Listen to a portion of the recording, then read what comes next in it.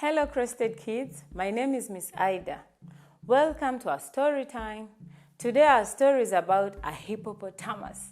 The title of our story is The Friends Who Care. Do you know what the story is about?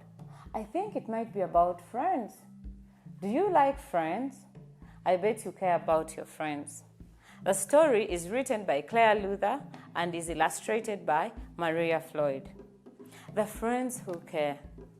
A plumpy, round, large, gray mouth lays proud in the midday heat. Very bulky in size, with miserable eyes, what a frightening hippo to meet. He had short, stumpy limbs with hairless skin. His yawn was aggressive in manner. Related to the pig, but 12 times as big, most avoided him on the savannah. He created such fear in all who came near, no warmth in his heart to make friends. Life is all about me. What a great way to be. I don't care who I hurt or offend. Through daylight hours, he would wallow and shower in mud at the edge of the shoreline. His only rule was to stay covered and cool, and he dozed at the sizzling sunshine. At dusk, he would wake to come up from his lake and feel his pink rumbling tummy. Grazing only at night, he would feed at moonlight, eating grass or fruit. Yummy. But faithful and true was this bird that he knew, who would perch on his back to clean. She would stop and stay, never missing a day, although Hippo was grumpy and mean. With kindness and care, he would peck at the hair round his mouth and bristly tail. Always taking her time, she'd pick off her grime, eating every small bug without fail. Gentle and slow, she worked hard to show this moody giant how to care. No matter how tough or even how rough, we all need a friend to share. There were others too who took this view like fish, who cleaned Hippo's sharp teeth. Neatly nibbling away at his food gone astray, they worked hard in waters beneath. Puzzled and bemused, Hippo was so confused by the laugh from the bird and fish. I am angry and rude, always causing a feud, yet to help me is their greatest wish. He widened his eyes with great surprise, started feeling a little happy. From below and above, he was safe and loved. He was sad he had been horribly snapping. It's glum being alone, with no friends of my own. It seems empty and causes such strife. So he opened up his heart and made a fresh start. So he changed his old habits and ways. To love one another and care for each other, now that's how to live my days. I hope that you enjoyed the story about the hippo. Hippos live in Uganda. We are going to be visiting them today in Queen Elizabeth National Park. Are you ready? But before we do, let's sing a song about hippos. Are you ready for the song? Okay. Oh, I want to be a hippo. Oh, I want to be a hippo. I have short, stumpy legs and no hair on my head. I walk on the seabed, I'm a hippo. Oh, I wish I was a hippo. Oh, I wish I was a hippo. Oh, I would hope and I would die, do a happy little jive as a hippo. Oh, I want to be a hippo. Oh, I want to be a hippo. I have short, stumpy legs and no hair on my head. I walk on the seabed, I'm a hippo. Oh, I wish I was a hippo. Oh, I wish I was a hippo. Oh, I would hope and I would die, do a happy little jive as a hippo. I hope you enjoyed the song. Practice, sing it at home whenever you feel like. Please enjoy. We love you so much. Bye-bye, Crested Kids.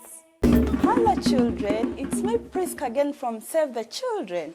In order to prevent corona, we have to wash our hands. Now, I'm going to show you how we wash our hands properly. So we begin by wetting our hands. And then we get soap. And then we rub our palms together until the soap lathers.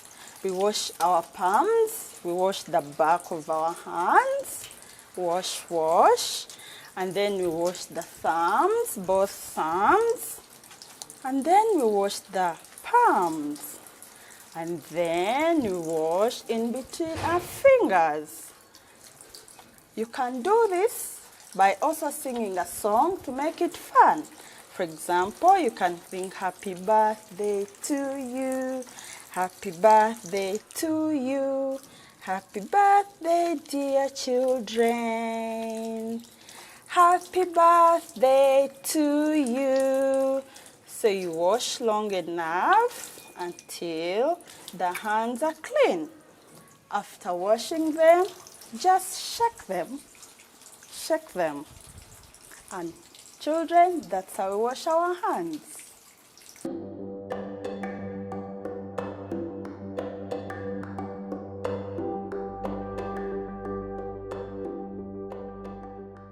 Hello, Crested Kids.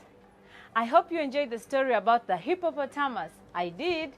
The hippo is related to the pig, but it is 12 times as big. So today we are going to learn how to blend the ig words using sounds. Okay, letters have names and they also have sounds. This letter is B, I, G, but letters also have sounds. So this is sound B, B. Can you repeat after me? B. This one is E, E, and then G, G. So we are going to sing a song about the sounds so that we can learn the sounds together. I have a letter sound, B, B, B. I have a letter sound, B, B, B. I have a letter sound, B, B, B. I can say it with my lips. I have a letter sound, E. I have a letter sound, E. I have a letter sound, E. I can say it with my lips. I have a letter sound, G. I have a letter sound, G. I have a letter sound, G. I can say it with my lips. Okay, I hope you enjoyed the song. Now we are going to blend and learn how to read the words, okay, using sounds. Okay, we are starting with 2 letters first.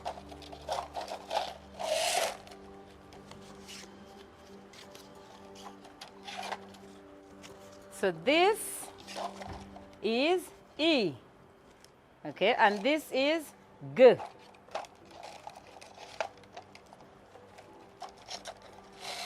So we have E and G. Let's go. E, G, E, G, Ig. So we have made a word with 2 letters. Now we are going to add another letter to make a 3-letter word.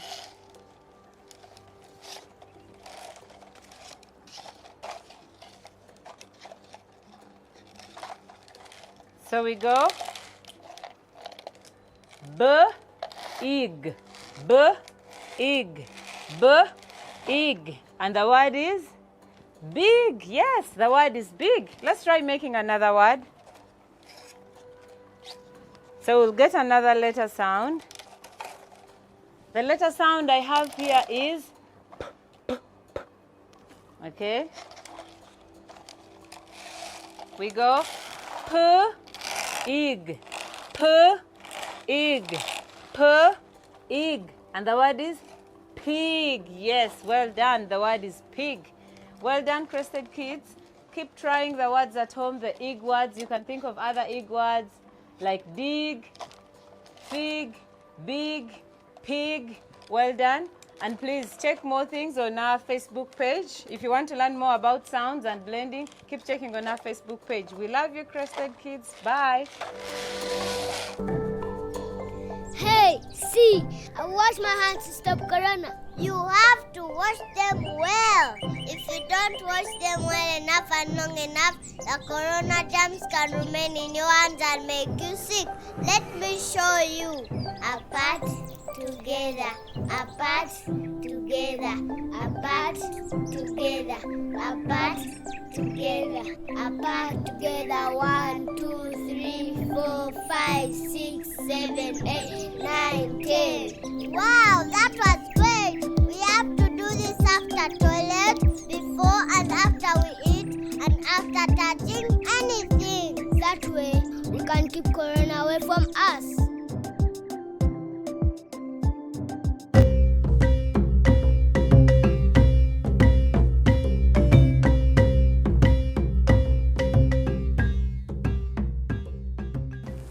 Hello children, I am Miss Sarah. After listening to the story of the hippo, I was reminded of something mathematical. Can you imagine a hippo opening its mouth widely like this? Its mouth makes me think of the greater than sign. Let me show you. Here is my hippo mouth. Yes, doesn't it open its mouth like this? Can you see how its mouth looks a bit like this greater than symbol? Let me tell you how this symbol is used to compare numbers. When we have two numbers, this symbol shows us which one is greater than, depending on how it's placed. The widest part of the symbol is next to the biggest number, and the joining part of the symbol is next to the smallest number. Look at these two numbers. One says 6 and the other says 2. Which one is greater, 6 or 2? Yes, you're right. 6 is greater. So we can make a mathematical statement to compare the numbers. 6 is greater than 2. The widest part of the symbol is next to the biggest number, and the joining part of the symbol is next to the smallest number. Let's try another one. 13 and 20. Which one is greater? Of course, you're right. 20 is greater. Now let's make a statement again. 20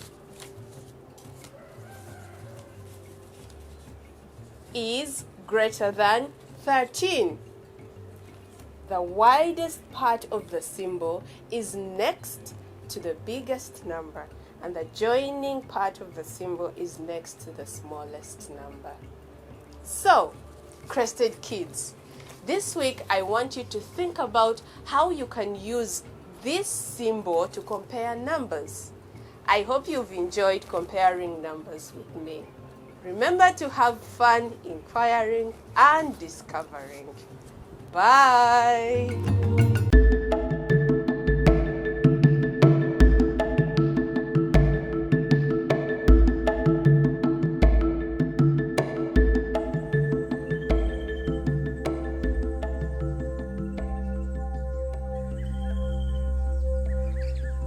Hello Crested Kids, welcome. Are you excited to travel with me? I am Miss Frida Aduno, and today we are in the oldest and second largest national park in Uganda, which covers an area of almost 2,000 square kilometers, which is half the size of Makshon Falls and about the same size as Kabale district. Can you guess which park it is? Let me give you some clues. Listen very carefully. It is located in the southwestern Uganda on the Rift Valley floor in the shadow of the Rwenzori on the south of Kasese town. If you want to drive there from Kampala, you can either go via Mbarara or via Fort Portal, and it will take you about 8 hours. The park was established in 1952, that is 68 years ago, which is almost as old as your Jaja. It was at first called the Kazinga National Park. Then in Idi Amin's time, it was called the Rwenzori National Park. Eventually, it was renamed after the current Queen of England when she came here for a visit before she was Queen. Have you got the name yet? Do you know where we are? We are in the Queen Elizabeth National Park. Many years ago, the park was a grazing area for the local Basongora pastoralists. When Henry Stanley and Lugard, the first British explorers, toured the area in 1889, they reported no human settlement and depopulation in the area due to cattle raiding by the Baganda and Banyoro kingdoms and epidemics of rinderpest and smallpox. These events forced the remaining population to turn to fishing around the lakes. Eventually, the vegetation grew significantly, and this allowed the game population to increase, and the colonials liked to hunt big animals there as a sport. The animals are now protected from hunting, as the money tourists bring in is valuable to the Ugandan economy. Queen Elizabeth National Park has two crater lakes, Lake George and Lake Edward, which are named after Queen Victoria's children. Queen Victoria was the Queen of England during colonial times. Some people think we should now be calling them by their local names and not the English names. What do you think? Queen Elizabeth has a landscape of amazing savanna where lots of animals that don't live in many places in the world live in the park. So tourists come from all over the world to see them, and it is one of our national treasures. There are 95 different mammals. Do you know what mammals they are? Well, you can definitely find hippos here. In fact, it has the largest number of hippos of anywhere in Uganda. There are over 5,000 of them. You can go on a boat drive up the Kazinga Channel and you can see them. Hippos love lazing about in the mud during the day to keep themselves cool. They are herbivores, so at night when the sun goes down, they get out of the water and find some grass that they can munch. They are sociable animals and they like to hang out in groups that are called pods. They are very loud animals. Are you loud, children? They make big growls and snorts, so you can hear them from far away. You can also see elephants. In fact, you can see 3,000 of them. We can also find many primates, including chimpanzees, all kinds of monkeys and baboons. About 20 predators like lions, hyenas, jackals and leopards are found in the park, all staying close to their prey of different types of antelopes like the Uganda cobs, bushbugs and waterbugs, among others. Queen Elizabeth is one of the very few places where lions can climb trees. Queen Elizabeth National Park is the second best area of birding in Africa. The park is truly full of wonders with lots of activities to enjoy, ranging from bird watching, game drives, boat rides, chimp tracking, a glimpse of salt mining at Lake Katwe, and an amazing opportunity to meet people from the local community. You can connect with the people, learn some Luchiga and Lunyankole, enjoy cultural dances, music, and storytelling. See you next time, little Crested Rangers. Remember, keep learning, inquiring, and discovering. Bye. Corona seems scary, but we can stop it if we do all the steps we have been told about. Stay at home. Play at home. Wash your hands. Keep a safe distance. Wear a mask when you're outside. Your mouth may be covered by a mask, but your voice is powerful and should be heard. During times like this, children are at risk of abuse and violence, and many times they do not know where to go for help. If you feel unsafe, if someone touches you in a wrong way, if someone beats you, please tell an adult you trust. If you have a phone, you can call the National Children's Helpline by dialing 116. It's no charge, and you can speak to someone who can help you.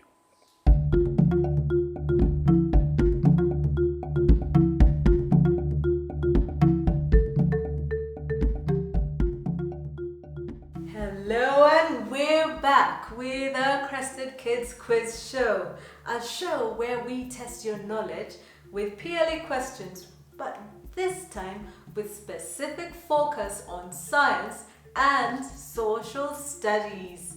Are you ready at home? Today in the studio we have some very brave contestants. Paul coming back. It takes bravery to come back a third time. And going against Nanta here for the very first time. Let's make them feel welcome. Hello to you. Just say hello to everybody at home. Lovely. So remember, contestants, you have one chance to phone a friend. And brace yourself, there might be a double point question. Who knows? If this phone rings, it could potentially mean that there are 20 points up for grabs. So, are you ready? Yes. Fast to get to 50 wins the round. Let's spin the wheel.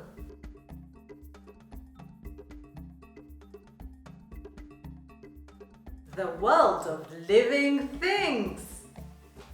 How do plants make use of the gas that is given out by animals during respiration? How do plants make use of the gas that is given out by animals during respiration? Let's see, Paul. What's the answer? Plants, the gas given by animals is carbon dioxide, and they use carbon dioxide, and they take in carbon dioxide and give out oxygen. Okay, you were halfway there. The question was, how do plants use the gas given out by animals during respiration? The tension is quite, I can feel it, and that's why we failed to actually answer that question, and yet I believe he knows it. Nanta, do you know that answer? I think they use the gas to make their food. That is correct. So Nanta gets that just by a slither.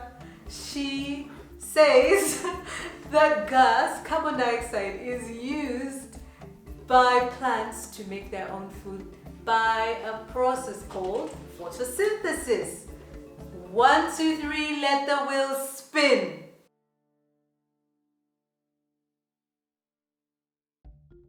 Another science question on the human body. Which blood cells carry oxygen in the body? Which blood cells carry oxygen in the body? Okay, Paul again. Nanta, remember, you have to press the buzzer if you want to answer. And the first one to press the buzzer gets to answer. So Paul, again, which cells carry oxygen in the body? The cells that carry oxygen in the body are the red blood cells.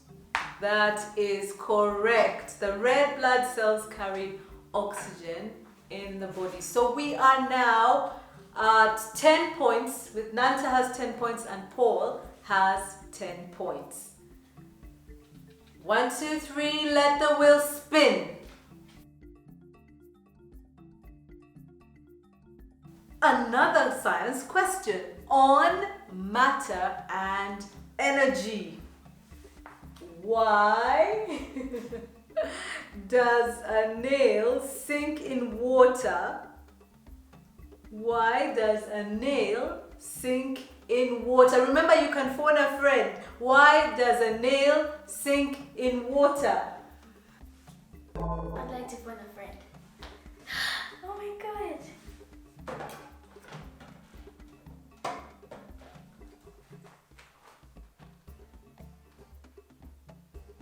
Hello, Mr. Chan.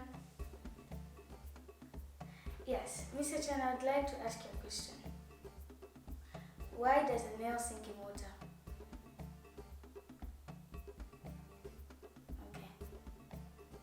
Okay, thank you. Bye.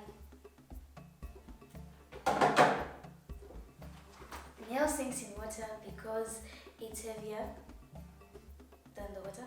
It's heavier than the water. That's correct. So it is heavier, or even better expressed as denser. So a nail is denser than water. Okay? And density is mass over volume. Yeah? The amount of mass per unit volume. So because it's denser, it sinks. So well done to you. And we now stand at Nanta with 20 points and Paul with 10 points. Let the wheel spin and let it reveal our next question.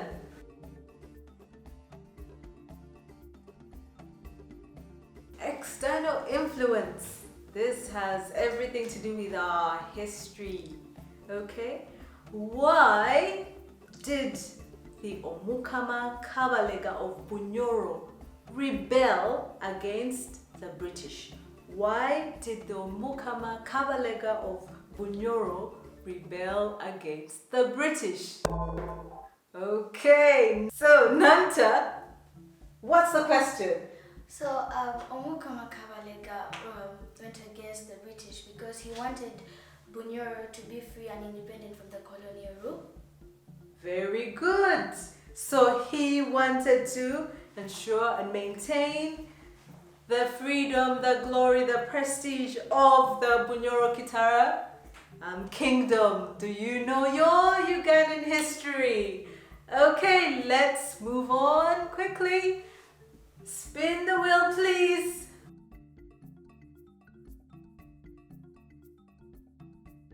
Climate and vegetation. What is the use of a windsock at a weather station? What is the use of a windsock at a weather station? Okay, Paul. A windsock determines the strength of wind. Okay, that's correct. So a windsock determines the strength and the direction of wind. So Paul, that earns you 20 points. So will Paul win a third time in a row, or will Nanta prove her brilliance and beat him out of this game? Let the wheel spin.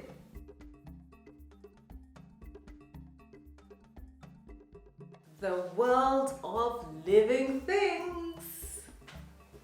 Name the male reproductive cell in flowers. Name the male reproductive cell in flowers.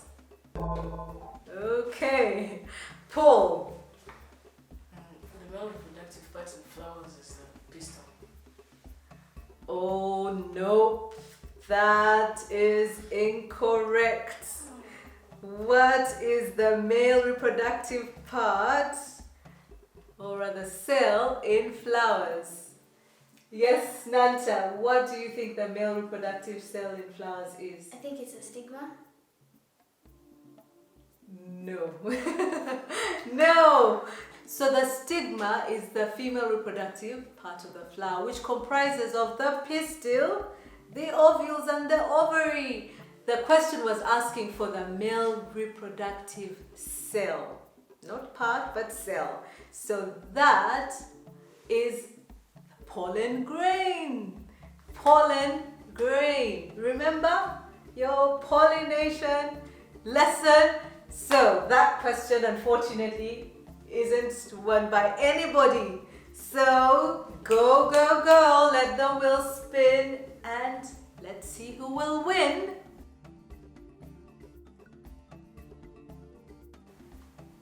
Physical features. Why is the construction of roads difficult in Bundibujo district? Why? You have to hold it. Why is the construction of roads difficult in Bundibujo district? So, Paul, what is the answer? When the Buja district is a hilly area and makes it hard for the construction of roads. There's definitely a physical feature that makes it difficult to construct roads, but it's not that. So, Nanta, do you want to have a go at this question? Yes. So I think why road construction is difficult in Bundibujo because Bundibujo lies in a Rift Valley area. That is correct. Oh, we currently stand with Nanta with 40 points and Paul with 20 points. But can he make a big comeback? Let the wheel spin. Crop science. State any one sign of disease on plant leaves. State any one sign of disease on plant leaves. Okay, Paul. One of the signs of disease on plant leaves are there are holes on the leaves. Holes on the leaves. So Paul, that's yes, definitely if there are holes on the leaves, it could imply disease, but it most likely will show the leaves are being attacked by a pest. Okay? But what is the sign of a disease on leaves? Nanta, again, you could take this question and therefore become the winner of today's round. I think that maybe the leaves of the plant can die or the plant itself can die. Okay, but that may be true, but we want a sign to show before it dies that the leaves have a disease. So, okay, we'll do something that I haven't done before because you both had an equal chance. So Paul wants to have another go. What do you think now? I think the leaves begin to dry. So the answer is yellowing of leaves or production of deformed leaves. That is a sign of disease on plant leaves. So we still stand at 40, 20. 40 and 20. Nanta with 40 and Paul with 20.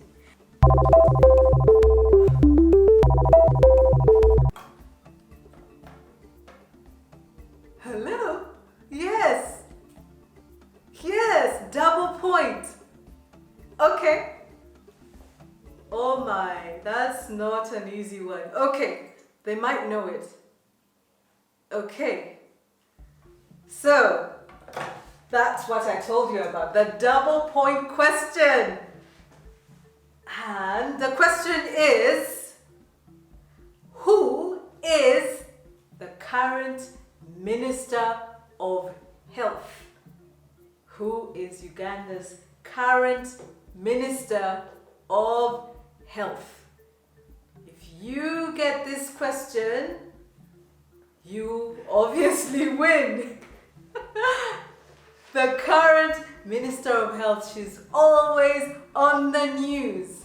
Whenever there's a presidential speech, whenever there's any news on the COVID update. Ruth Acheng? Again, give me the proper title. Minister Ruth Acheng. Okay, I'll take that answer. She's not just only a minister, but a doctor. So she's Dr. Ruth Acheng. Our double point question takes Nanta straight to the end. And that makes her today's winner, beating Paul, who needed to find a worthy contender. So well done to both of you. Well done, Nanta. And that makes you today's winner. Thank you so much for joining us today. I hope you will keep updated with our current affairs. Have a lovely day. Bye-bye.